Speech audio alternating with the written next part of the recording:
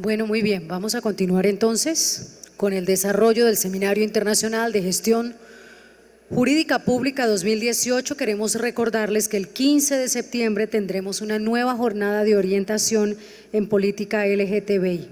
Por favor, recuerden hacer sus inscripciones. Vamos a dar desarrollo entonces a otro de los paneles que tenemos preparados para el día de hoy. Uno de los retos más grandes que enfrenta la administración pública en materia de contratación estatal es definir la ruta de acción frente a los incumplimientos contractuales y sus consecuencias. Para tal efecto se estructuró este panel que hemos denominado ¿Cómo hacer efectivas las cláusulas sancionatorias en los contratos estatales y no morir en el intento? Vamos a invitar a nuestra moderadora y a los panelistas para que suban al escenario. La moderadora es la doctora María Teresa Palacio Jaramillo, presidente de la firma Palacio Yubi García Abogados Limitada y árbitro nacional. Es abogada de la Universidad del Rosario, especialista en Derecho Administrativo y Procesal de la misma universidad, con profundización en desarrollo de gerencia de la Universidad de los Andes. Es autora de diversos escritos sobre contratación estatal, telecomunicaciones y servicios públicos, profesora universitaria y consultora privada, asesora del Gobierno Nacional para la redacción de la Ley 80 de 1993 y ha participado en la estructuración jurídica de varios proyectos de infraestructura, en especial el de la Ruta del Sol. Nuestro panelista, doctor Martín Bermúdez Muñoz, es catedrático, asesor y árbitro nacional. Abogado de la Universidad Libre de Colombia, especialista en Derecho Privado de la Universidad de París. Actualmente se encuentra cursando el doctorado en Derecho en la Universidad Nacional de Colombia. Es socio fundador de la firma Martín Bermúdez Asociados S.A., con experiencia profesional en litigios y asesorías en entidades públicas y privadas en temas de contratación estatal y derecho administrativo. Es profesor universitario y conjuez de la Corte Constitucional, del Consejo de Estado y del Tribunal Administrativo de Cundinamarca, miembro de los Institutos Colombiano y Panamericano de Derecho Procesal. Le damos la bienvenida. Y saludamos finalmente al doctor Mauricio Fajardo Gómez, abogado independiente, árbitro nacional. Es abogado de la Pontificia Universidad Javeriana, especialista en ciencias socioeconómicas en la misma universidad. Cursó estudios de maestría en Derecho Administrativo en la Universidad del Rosario. Es candidato a doctor en Derecho en la Universidad Externado de Colombia. Ha sido profesor en diversas universidades del país. Se ha desempeñado en diversos cargos públicos y en el año 2006 asumió como magistrado del Consejo de Estado, corporación en la que fue presidente de la sección tercera de la Sala de lo Contencioso Administrativo durante el año 2006 y 2007. Vicepresidente del Consejo de Estado durante el año 2010 y en el 2011 fue exaltado como presidente del Tribunal Supremo de lo Contencioso Administrativo. Los dejo entonces con las personas que hacen parte de este panel. Bienvenidos.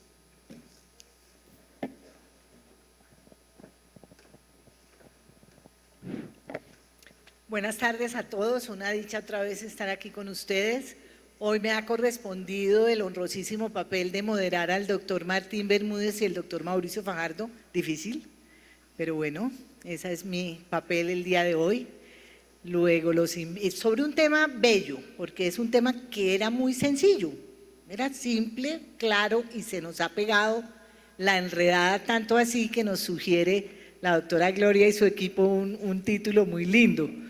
Cómo poder entrar en el tema sancionatorio sin morir en el intento. De manera que eso muestra la dificultad que se ha tenido, no solamente de las entidades públicas, sino de los particulares frente a la inseguridad jurídica y realmente cuál es el poder sancionador del Ejecutivo. Porque pues finalmente, en lo personal y sin querer adelantar nada, el Poder Ejecutivo, yo pienso que su función y su misión no es sancionar al contratista, es hacer que el contrato se cumpla en las condiciones que están pactadas. De manera que eso del poder sancionatorio del Estado, como habla el artículo 86 de la 1474, pues es un lenguaje bien extraño que no se había usado, ni se usó en la Ley 80, ni en el 222, ni nada de eso. Entonces, digamos que hoy tenemos ese tema hermosísimo del derecho sancionador contractual del Ejecutivo de la entidad contratante, a cargo del doctor Martín y del doctor Mauricio. Yo le doy la palabra. Tenemos aquí también al doctor Guillermo Sánchez Luque, a quien le doy especial bienvenida, consejero de Estado de la sección tercera, que nos va a tomar la lección. Bienvenido. Le doy la palabra al doctor Martín para que nos cuente cuál es su opinión sobre este poder sancionador y si tenemos alguna manera de no morir en el intento, tanto contratistas como contratantes. ¿Necesitas papel?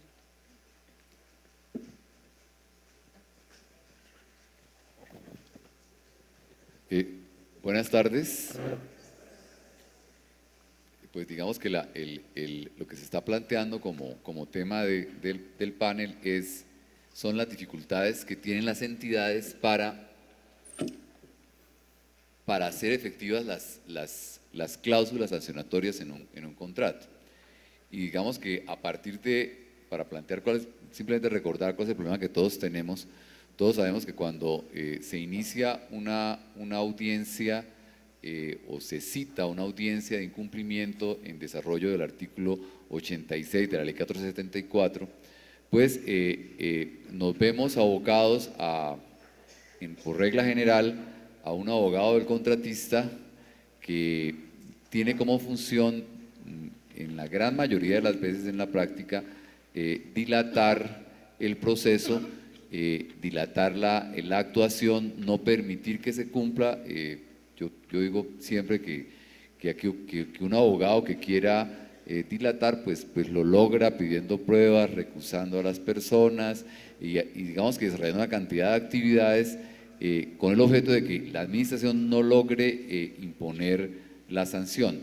Y a eso se agrega la idea, que creo que es un poco equivocada, a la cual nos referiremos ahora, y es la de que esperemos a cumplir porque si logramos, mientras dilatamos el proceso, estar al día en el cumplimiento del contrato, la administración estará obligada a archivar la actuación. Entonces tenemos un abogado que para decirlo rápidamente hace esa función. Yo digo que un abogado es capaz de tirarse una fiesta de marihuaneros, ¿cierto?, cuando quiere dilatar las cosas. Y pues eso es lo que generalmente ocurre. Entonces la pregunta un poco es, ¿en qué quedó el denominado poder excepcional de la administración? Porque partimos de señalar que en la medida en que el contrato tiene interés general, pues necesitamos darle un poder excepcional a la administración. La administración no puede aguantarse la duración de un proceso para tomar determinaciones urgentes en el curso de un contrato. Si hay una discusión con el contratista en relación con la interpretación de una cláusula, pues la entidad no tiene la posibilidad, por regla general, de ir al juez del contrato a pedir que le interpreten la cláusula. Por esa razón le dimos el poder de interpretar unilateralmente el contrato. Igual ocurre obviamente con los poderes sancionatorios, ocurre con la multa, ocurre con la caducidad. En esos casos estamos diciendo la entidad tiene un poder excepcional que le permite, sin ir al juez del contrato y sin tramitar un proceso judicial previo, declarar ella sola que el contratista ha incumplido el contrato, que es necesario caducarlo. O puede igualmente, ustedes lo saben, hacer un proceso sancionatorio para decidir que hay que imponerle una multa. Pero obviamente esto requiere hacerse con celeridad, requiere hacerse con rapidez. Y lo que ocurre hoy es que ese procedimiento administrativo, esa actuación administrativa que debía ser muy rápida, repito, la volvimos muy larga en virtud de varios asuntos. Digamos que lo primero que uno tendría que mirar aquí es que la actuación se vuelve demorada en la medida en que se trata de jurisdiccionalizar la actuación administrativa. el abogado del contratista, que hay que decirlo desafortunadamente, que en la práctica uno no encuentra al abogado que venga a discutir el incumplimiento, que venga a demostrar que sí cumplieron o que venga a hablar de las dificultades, sino que todos conocemos que el discurso del abogado es el debido proceso, el tiempo para alegar, pedir pruebas testimoniales, pedir una inspección judicial. Entonces, en realidad, ese proceso que debía versar simplemente o muy sencillamente sobre el contratista explique por qué no ha cumplido, señale si ha cumplido, demuestre si cumplió, pues se nos vuelve un proceso bastante largo a partir de lo anterior.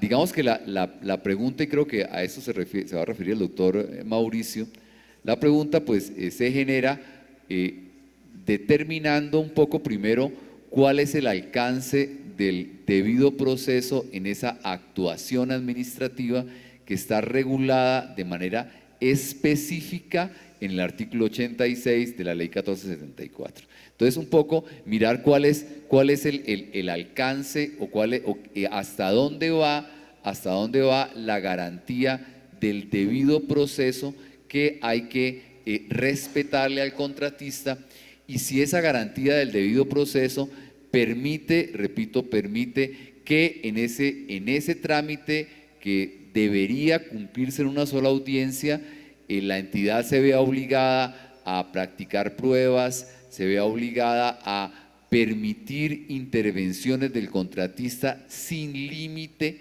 Y si eso es garantizar debido proceso, si es cierto que en esa actuación que está prevista o que está regulada en el artículo 86 es obligatorio practicar pruebas con las formalidades del Código General del Proceso, lo que implicaría en realidad que cuando un contratista quiera alargar eso, pues que se vuelva eterno y que no se pueda cumplir. Entonces creo que habría que precisar esos puntos y mirar qué es lo que puede ocurrir allí.